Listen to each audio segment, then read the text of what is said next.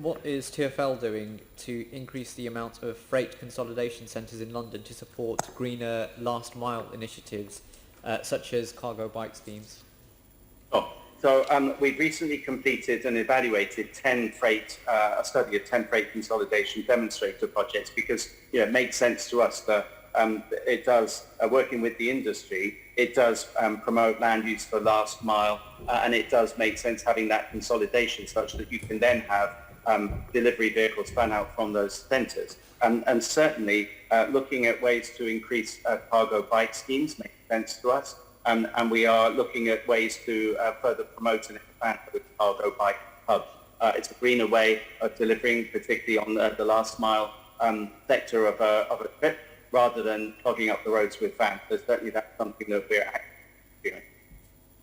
Just a specific point, you mentioned in the second follow-up on supermarkets. Is there any work that you're doing with supermarkets to reach out to them to improve the emissions from their vehicles when they are doing their home deliveries?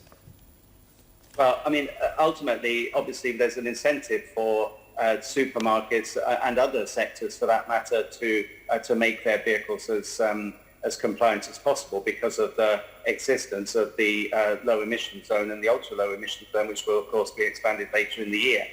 But we're taking a proactive rather than a punitive approach to this. We want to work with all sectors of industry to come up with legitimate methods or viable methods to decrease emissions, and that includes working with industry to look at things like cargo bike hire where that's practical, or providing via the scrappage scheme means to equip big distributors with more environmentally friendly vehicles.